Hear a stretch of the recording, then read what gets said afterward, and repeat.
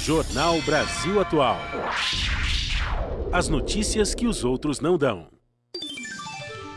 Agora são 7h14. Vamos para Berlim, na Alemanha, falar com Flávio Aguiar.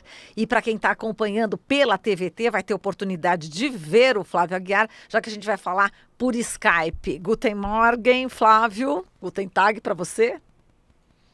Guten Morgen, Guten Tag. Bom dia, boa tarde, como sempre.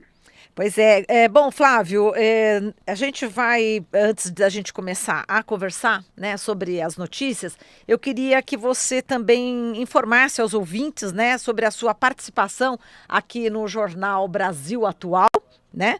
A gente teve a informação de que você fica este mês, né, Flávio? É uma informação que a gente não queria dar, não é isso? De não ter você aqui no jornal, né? Bom, é uma notícia também, né, de certo modo. Eu me lembrei assim, daquela frase famosa, uma das tantas, do Manifesto Comunista do Marx e Engels, né, tudo que é sólido desmancha no ar. Eu sei que os sindicatos estão passando por um aperto muito grande, a central sindical também, já desde o impeachment da presidenta Dilma Rousseff, né? E isso determina mudanças, enfim, nos planos, adaptações, né? E criou-se essa circunstância, enfim, né, de interromper a minha participação aí, tanto no Jornal Brasil Atual, quanto na TVT também, né? E já na Rede Brasil Atual, com o meu blog do Velho Mundo, eu já vinha diminuindo também as atividades, né? E também acho que vou continuar ainda um pouco mais com esse ritmo menor, né, de contribuição. Enfim, é uma situação dolorosa, né?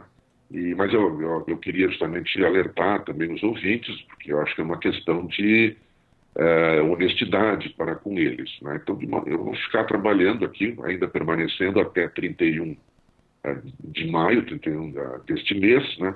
Quando então faremos a cerimônia do adeus, enfim. Mas sem lágrimas, sem choros, porque, olha, Marilu, Sim, o pessoal aí da equipe e ouvintes, mais do que nunca o jornalismo se transformou numa trincheira da liberdade.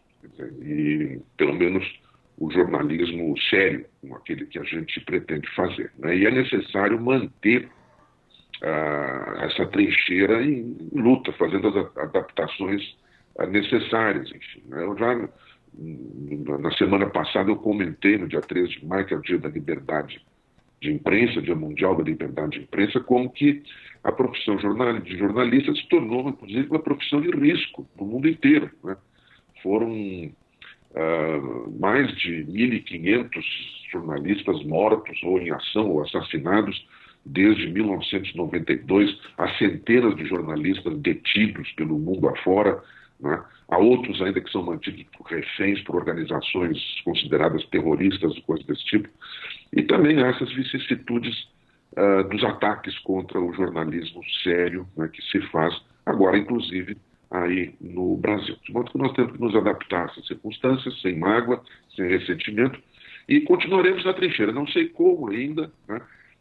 Agora vou pegar um tempo para pensar um pouco na vida e vamos continuar, de todo modo, escrevendo, batalhando e gerando as informações que puderem ser geradas. Dito isto, vamos à pauta do dia. Mas eu só quero expressar aqui também a nossa tristeza, viu, Flávio, de não ter você daqui a um mês, né? Então é muita tristeza para a gente também receber essa notícia, porque foram vários anos, né? Aqui dando o Guten Morgen, trocando né, informações, carinhos, né? Então agora não tão Guten, né? Então a gente fica triste, viu, Flávio? Eu só queria expressar isso mesmo para você, porque é realmente um momento muito triste. Só isso. Eu agradeço, muito obrigado. Eu penso que só aqui na TVT e na rádio foram 10 anos, Sim. Desde os primeiros projetos, né? Eu acho que nós fomos ao ar, pelo menos na TVT, eu tenho certeza, em 2010. Na rádio talvez tenha sido até um pouco antes. Embora eu já vinha dando entrevistas no tempo do Jornal dos Trabalhadores, já tinha dado entrevistas várias vezes desde os anos 90 do século passado, né? Mas assim, o trabalho mais constante veio nesse momento agora. Foram, acho que uns quase 15 anos na Rede Brasil Atual, na Revista do Brasil, inclusive, e Nova ABCD, que eu também trabalhei, e eu penso que na rádio, na TVT, são 10 anos agora, mais ou menos, talvez um pouco mais, um pouco menos, né? Eu me lembro da edição, não foi uma edição da primeira reunião que nós fizemos, que eu participei já por Skype, inclusive, da reunião de fundação da TVT, do projeto, toda a discussão que houve, né? Para mim foi um tempo muito rico, era aprender muito, desde coisas técnicas, assim, aprender a lidar com internet, câmeras e não sei o que, essas coisas todas, que eu não estava acostumado com isso, né? E também a convivência com vocês, para mim, foi uma convivência muito rica, e eu espero que a gente não se perca de vista e que continuemos na mesma trincheira, embora em posições diferentes. Exato. Bom, eu tenho certeza aqui que a gente vai perder muito, né, sem você e os ouvintes também, mas como você diz, né, é um momento bastante difícil, né, para a economia do país e que está atingindo em cheio, né, os nossos mantenedores, né, os sindicatos. Mas, Flávio, vamos começar aqui falando sobre esse acidente, né, com o avião russo, né, no aeroporto de Moscou, mais de 40 mortos, né, Flávio? Olha, foram 41 mortos, né, às 18h30, hora local, de ontem, no aeroporto é um nome complicado, Sheremetyevo, que é o aeroporto de Moscou. O avião tinha decolado, e ele teve algum problema, não se sabe ainda exatamente como, porque não foi feito, não foi concluído o inquérito sobre o acidente, e ele teve que voltar e fazer um pouso de emergência. Ele pousou, né, e houve algum problema, eu penso, no trem de pouso, porque a gente vê que a partir de um certo ponto ele vai arrastando pelo chão, né, e pega fogo, explode, né, e tinha 78 pessoas a bordo, 37 conseguiram sair do avião a tempo, 9 estão hospitalizados, alguns em estado grave, e morreram 41 pessoas, inclusive 2 crianças que estavam a bordo, né. Tem sido um tempo complicado, né, essas cenas dramáticas para a aviação, com esses acidentes com os Boeing 737, né? E eu vou contar aqui um pequeno episódio. Da última vez que eu fui ao México, fui visitar minha filha que mora lá, e o meu genro e o meu neto mexicano, Paco, né? O nosso avião estava sobrevoando o Oceano Atlântico, começou a pegar fogo também. Foi uma cena de... Olha, não deu nem para entrar em pânico, que a gente fica congelado, assim, não há o que fazer, né? E felizmente nós estávamos perto da Flórida e o piloto conseguiu fazer um pouso de emergência em Daytona Beach em 20 minutos, né? E praticamente nos salvou com isso, embora nós tenhamos tido oportunidade de sair ordenadamente do avião, porque o princípio de incêndio, devido a um curto-circuito, tinha sido controlado rapidamente pela tripulação, mas assim mesmo havia perigo ainda, porque não sabia a extensão do dano que isso pudesse ter provocado no aeroplano. Como eu disse, é uma situação terrível, né? E o que eu me lembro muito assim é que sobreveio esse momento de absoluta calma, porque não há o que fazer. Eu cheguei até a ter um pensamento algo irônico na ocasião. Eu disse, meu Deus, agora eu vou entrevistar São Pedro para o seu jornal, né? Vai ser uma situação terrível, né? Mas felizmente correu tudo bem, o piloto foi muito hábil, muito expedito e nos salvou a todos. Certo. Agora, Flávio, vamos falar aqui sobre os conflitos, né, na faixa de Gaza. Nesse final de semana foi um dos mais violentos dos últimos anos, né? Exatamente, foram 23 palestinos mortos, inclusive 2 mulheres grávidas e 3 crianças, e 4 israelenses que morreram. Para variar, não é? As partes beligerantes se acusam mutuamente pelos problemas, né? Pela luta. Dizem, um diz que a culpa foi do outro, o outro diz que a culpa foi do um, né? O fato é que a tensão chegou a um ponto máximo porque Israel chegou a concentrar blindados junto da faixa de Gaza, ameaçando uma invasão por terra. Eles anunciaram também que mataram um dirigente, um comandante do grupo Hamas, numa ação dirigida, enfim. Não houve confirmação por parte do Hamas, nem que sim, nem que não. Segundo as informações que se tem, conseguiu-se, com mediação do Egito e de outros países, ali conseguiu-se uma trégua, sendo que houve uma negociação, porque, segundo o noticiário, que não foi confirmado por Israel, né, essa negociação envolveu ampliar o limite das águas onde a pesca é permitida para os palestinos, né? Passou a ser 12 milhas náuticas, que é mais ou menos 22 quilômetros. E também houve um acordo para aumentar o fornecimento de energia elétrica e de combustível para a faixa de Gaza, né? Até agora, nesse momento, há essa trégua. Esperemos que seja duradoura e esperemos que a violência não retorne, enfim, nessa região já tão martirizada que é a faixa de Gaza, e também lamentando a morte de civis israelenses, enfim, que foram atingidos por foguetes explosivos lançados a partir da faixa de Gaza. Tá certo. Flávio, agora a gente vai falar sobre a Índia, né? A Índia recebeu aí cumprimentos, né, pelas providências para evitar maiores tragédias em relação ao ciclone.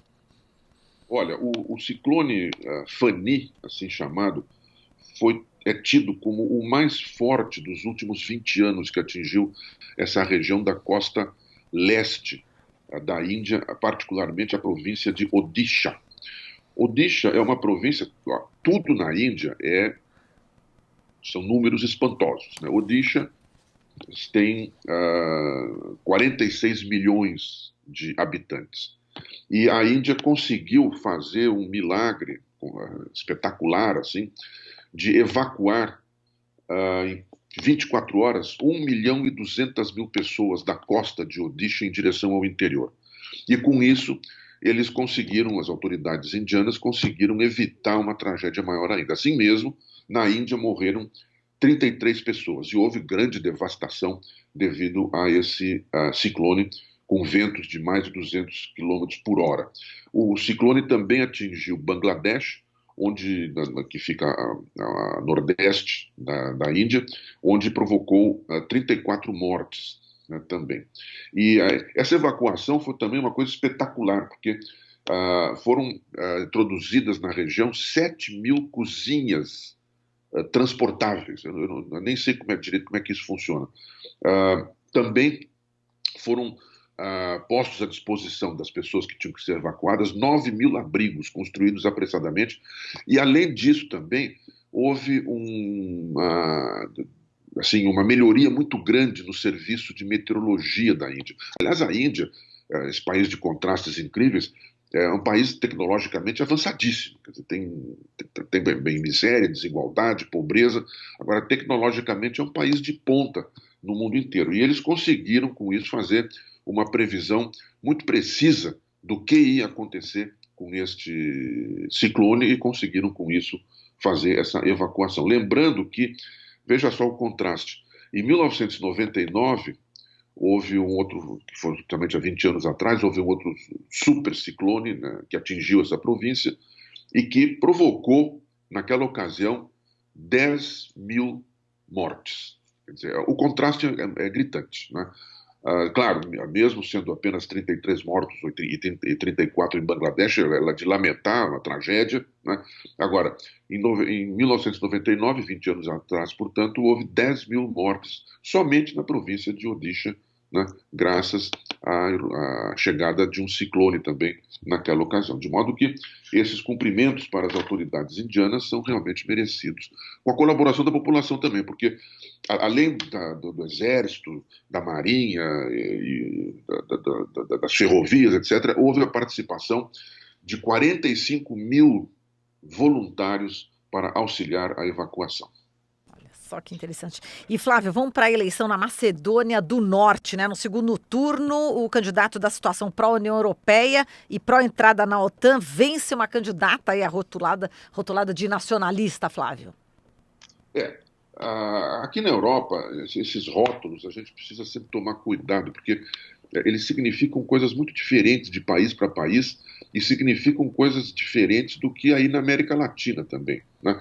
Então, por exemplo, o candidato vencedor, Stevo Pendarovski, ele se colocou assim como favorável à União Europeia e também à entrada da Macedônia do Norte na OTAN.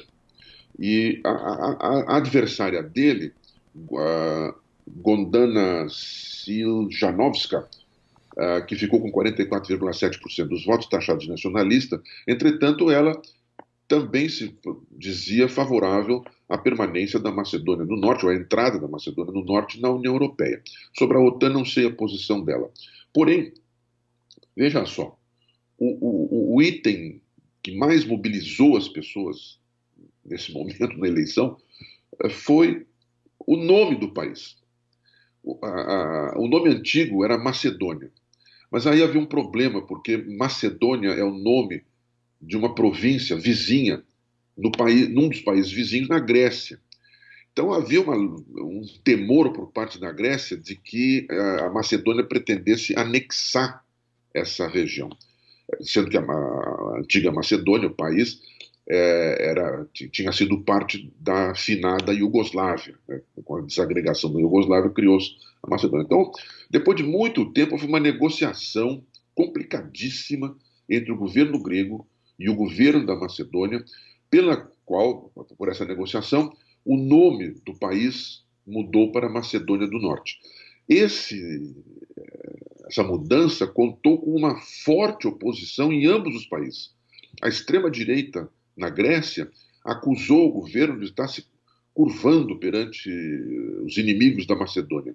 E também na Macedônia, agora a Macedônia do Norte, houve resistência também, dizendo que isso era uma rendição inaceitável para a Grécia, né? Até mesmo o presidente da Macedônia do Norte se colocou contrário a essa mudança do nome. Mas não houve jeito, porque o parlamento acabou aprovando por grande maioria essa mudança e o atual vencedor, Stevo Pendarovski, ele é da situação do governo, ele vai ser o primeiro-ministro, né? Ele é da situação e vai dar continuidade a isso. Mas, enfim, a Macedônia é um país de pouco mais de 2 milhões de habitantes, e sendo que tem 1,8 milhão de eleitores, e apenas 46% compareceram. É um país bastante complicado, tem várias etnias, albaneses, romani, que são popularmente chamados de ciganos, macedônios e outras etnias, são 5 ou 6 línguas oficiais. Esses países dos Balcãs, enfim, com seus problemas, né, que conduziram já a tantas guerras, inclusive, infelizmente. Bom, Flávio, enquanto você fala aí, os ouvintes aqui estão se manifestando. Daqui a pouquinho a gente vai entrar naquele horário, né, do WhatsApp, a gente vai falar aqui várias mensagens e as pessoas bastante solidárias, viu? A você, a nossa equipe. É muito importante que você saiba isso e a gente vai falar agora mais uma notícia, né, sobre Paris, né, no norte da cidade. Uma delegacia de polícia é obrigada a fechar as portas por 48 horas. E qual que é o motivo? Tentei descobrir aqui, Flávio, qual que foi o motivo desse fechamento? Quando a gente pensa em fechamento dessas coisas, pensa assim, houve manifestação dos coletes amarelos, outras manifestações, houve greve. Não foi nada disso. Simplesmente, ninguém sabe como ainda, o que aconteceu na delegacia foi uma infestação de pulgas. Nossa! Veja só. E deu um monte de problemas, sabe? Porque o trabalho tornou-se inexequível, insuportável, devido à quantidade de picadas que as pessoas levavam das pulgas. Ainda com o agravante que os funcionários, os policiais, terminavam levando pulgas para casa. E isso provocou problemas nas residências, nas crianças, nas mulheres, maridos, etc., dos funcionários da delegacia. A confusão. Então tiveram que tomar essa medida extrema.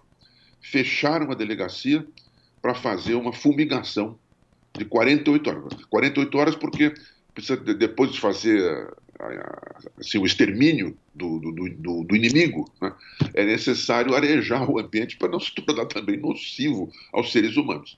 Mas eu confesso que eu já tinha ouvido falar de várias infestações de pulgas, já tinha até padecido de uma infestação de pulgas numa das casas em que eu morei, né? Agora, em delegacia, é a primeira vez que eu vejo. Perfeito, Flávio, bastante curiosa essa informação. A gente agradece aqui a sua participação, são várias as mensagens, né, que a gente está recebendo aqui dos ouvintes, mas se você puder continuar depois ligado, a gente vai, inclusive, enviar para você essas mensagens dos ouvintes, né, que ficaram sabendo que é apenas esse mês que você vai ficar, né, e por ocasião, por justamente o problema, né, enfim, de sustentação do nosso projeto. E realmente muitas pessoas aqui bastante sensibilizadas, dando alternativas e dicas, e a gente vai cuidar com bastante carinho disso, encaminhar para a direção, né? Que é, enfim, tendo uma reação bastante importante aqui pelas redes sociais, viu, Flávio? Queria que você soubesse disso. Muito obrigado, agradeço a quem estivesse manifestando, a vocês todos, a todas aí, e eu queria também conclamar os ouvintes e as ouvintes a permanecerem solidários com esse projeto. Quer dizer, ele é fundamental para a liberdade de expressão, é fundamental para a democracia no Brasil, né? E seja lá o que venha acontecer, permaneçam solidários com este e outros projetos aí da RBA, da TVT, né? E de toda a mídia alternativa e que é de fato a mídia independente do Brasil. Tá certo, Flávio. Muito obrigada. Um grande abraço para você e até amanhã a gente continua aqui com os destaques da Europa, tá? Um grande abraço. Tchau. Tchau, tchau.